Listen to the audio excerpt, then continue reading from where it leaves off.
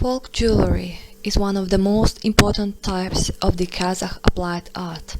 The history of this art dates back many centuries. Even in the 11th millennium before Christ, tribes who inhabited the territory of Kazakhstan had developed mining and metallurgy, produced tools for household purposes, and also they created jewelry in the technique of embossment, stamping, and engraving. Its highest peak, the jewelry art, reached during epoch of the Scythians, the Usun, and the Huns. The metal processing had been growing during next periods as well, which was facilitated by the abundance of natural resources in Earth's crust, as well as by the development of cities in the southern regions of Kazakhstan, which were centers of trade and craft on the road of the Silk Way. The history of jewelry is long and endured a difficult path of development, experiencing periods of decline, stagnation, and revival. Jewelry items made of silver with inserts of ornamental stones, as well as of bronze, copper with silvering, occupied a significant place in the culture of the Kazakh nation. Jewelry making requires special talent and education. Skills like master's tools were inherited. Though Kazakh artisans didn't create workshops, in the cities of the South Kazakhstan, located along the Silk Way, and in other certain areas, there were groups of dergers, each of whom worked independently and alone. By the way, Kazakh jewelry artisans are called zerger, which originate from Persian word zerzar, which means gold. Metal artisans owned specially equipped place named Cheberkhana, which had a lean-to construction. In summertime, during moving, artisans worked near the house under the tent. Zergers mostly produced women's jewelry. Men wore only signet rings, pendants, hygiene things, and belts. The presence of jewelry in women's attire, the amount, material, composition, and the artistic level of creation were determined by both aesthetic sense and spiritual beliefs of the Kazakh nation. Women's jewelry indicated age, property, and territorial differences, as well as performed ceremonial, magical religious functions. According to Kazakh courtesy, it was improper for a girl or woman not to wear jewelry, since its absence symbolized mourning. The first items, like bracelet made of black and white beads, amulets in the form of owl stallion in a silver collet, triangular amulets with surah from Quran, parents put on a child of any gender in order to protect the child from diseases and secure his life. At the age of 4, girls had their ears pierced and wore little earrings. Sometimes parents pierced their sons' ears as well, if the child was long hoped for. This act was believed would fool evil spirits, since they were considered to be indifferent to girls. As the girl grew older, she wore more jewelry and its forms became more complex. When the girl reached the age to be a bride, she had a full set of jewelry: earrings, temple pendants, braid pendants, necklace, fasteners for jacket, rings, bracelet, and brooch. All these items, giving an artistic completeness to the costume, set off the graceful gait of the girl with their swaying, melodious ringing and silvery shine. Jewelry reflected property differences. Adornments of girls from wealthy families were distinguished by the complexity of the artistic design and solidity of style, because the jeweler was ordered the entire set at once. Jewelry of less well-off population were different in style, as their set of items enlarged gradually at different occasions. poor people's jewelry was made of beeline or copper. Instead of beads were used seed beads. The richness of daughters' jewelry, as well as the decoration of horse equipment, was a matter of honor and dignity of each Kazakh, so they tried to spare no material resources for it. A girl became bride after matchmaking, which was symbolically marked through the ceremony of Kotaru, during which groom's side presented gifts in a saddlebag, named Khojan. Inside the saddlebag there were all sorts of gifts like fabric, sweets, and other things. All these were presented to the bride's relatives. The bride herself was gifted earrings, beads, and a tuft of old feathers to put on a headdress saukile. Groom's mother was gifted a large ring with 2 shanks, which was the symbol of 2 families' union. At the wedding, the bride wore all her jewelry. Also, the wedding dress included ornaments with symbols of fertility, fasteners in the form of fish, decorative buttons for jacket, tubular amulets, adornments with pendants in the form of seeds.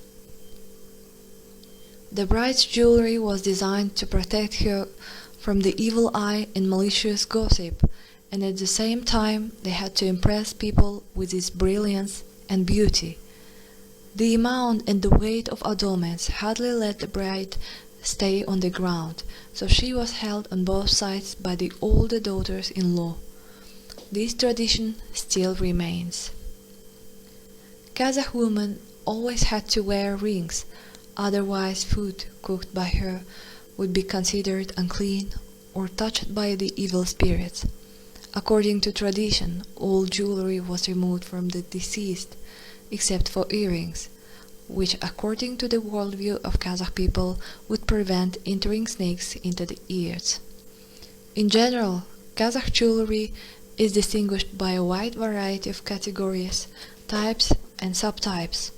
Along with that, adornments are classified into technical and decorative groups and classes, characterized by solidity of style and territorial distribution.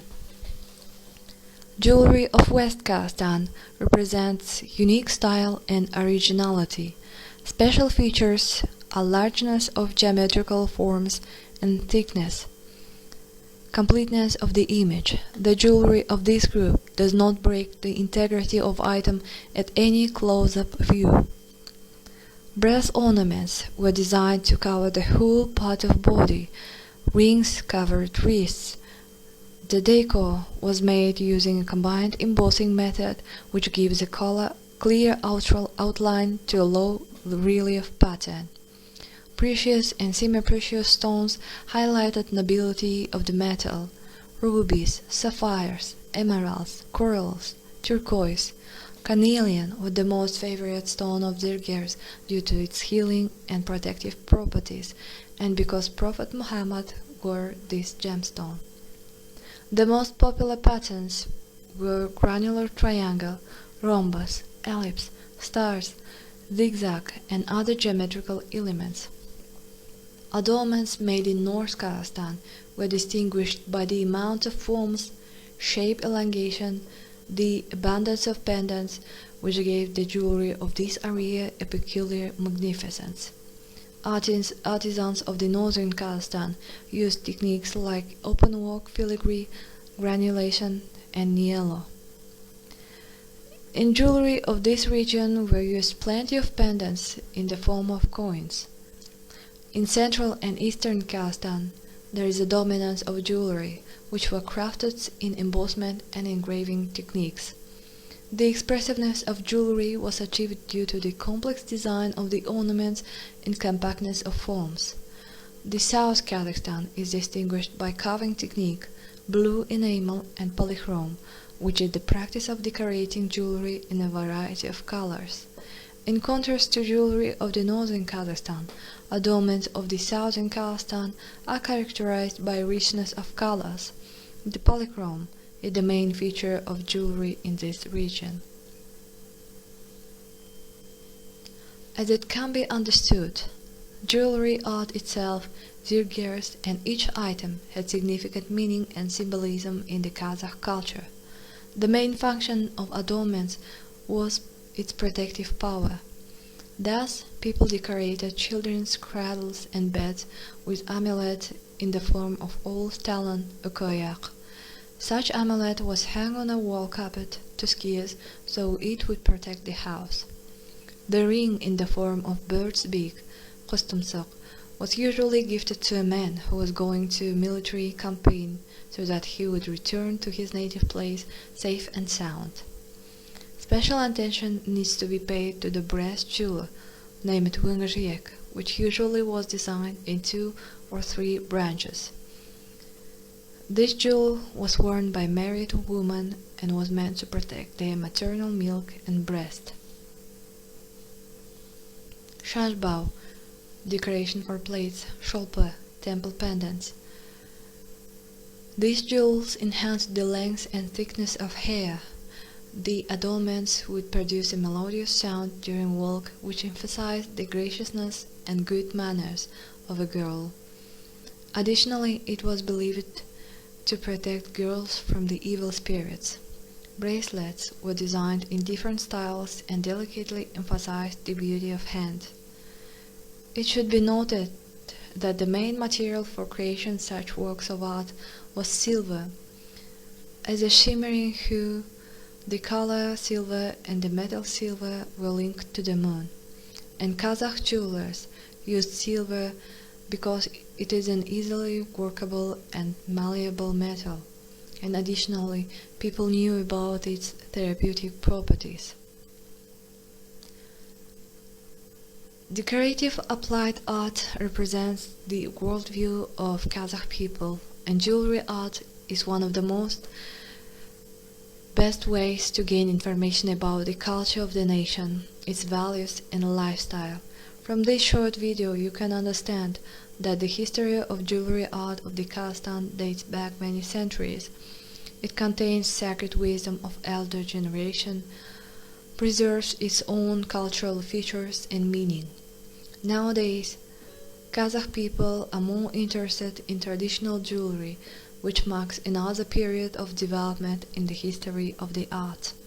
The focus on cultural diversity, reflecting the revival and augmentation of the national heritage, as well as the dynamics of modernization processes, defines modern trends in the development of jewelry and decorative and applied art of Kazakhstan. This strategy allows us to preserve the ethnic identity as well as to actively participate in the development of global art, making the values of the Kazakh nation the heritage of mankind.